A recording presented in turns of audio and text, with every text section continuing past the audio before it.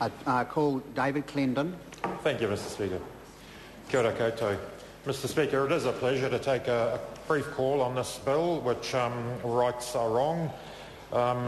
We have supported this bill throughout its passage and are pleased to continue to do that. It feels much more wholesome to be involved in supporting a piece of legislation which actually implements a Court of Appeal decision rather than earlier this afternoon where we saw a piece of legislation actually overturning a Supreme Court decision.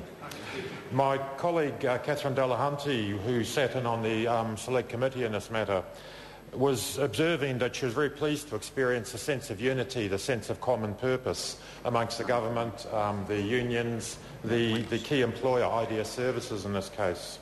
And she reflected that this, other than for a matter of some minor technical changes, that the goodwill towards this legislation passing in a timely fashion was reflected in the sense that there was a sense of realism and an emergent sense of a mutual respect, which, in place of the rather unfortunate denial that was evident in an earlier sessions, where there was some question posed as to whether this night shift work was actually work at all. And of course we know that it is, and these people are absolutely entitled at least to minimum wage, and in fact probably considerably more than that.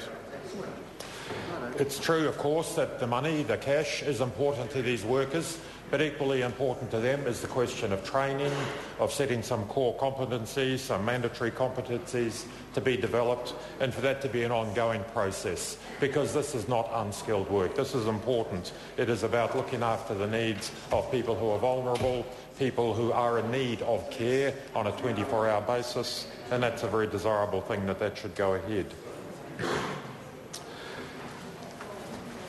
Mr Speaker, it's been noted that not only the union members who fought so hard will benefit from this, and it's to be hoped that that will be perhaps a lesson, perhaps will reveal to those workers who are not yet members of the appropriate union that there is real value in joining the unions.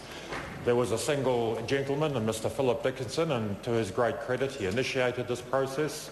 But clearly it was a matter of collective bargaining. It was the power of the collective represented by the Service Food Workers Union, by the public, the PSA, that actually brought this to fruition. And again, that clearly does represent the importance of unionising, particularly in workplaces that are low paid, where individuals have very little power, and the power of the collective is a very important phenomenon to ensure that they do get justice in this case. Clearly, as I've said, the issue does not simply reflect that these people finally are going to be acknowledged for the skills, for the compassion that they bring to this task. The amount of money per hour that these people have been paid is an amount of money that in this day and age the average 10-year-old would be underwhelmed by if offered that amount to do a simple household task. So bringing this into line over time with minimum wage, and a minimum wage that we would sincerely hope and advocate for the raising of to a more appropriate level, ultimately 2/3 of the average wage, that is a much more satisfactory outcome.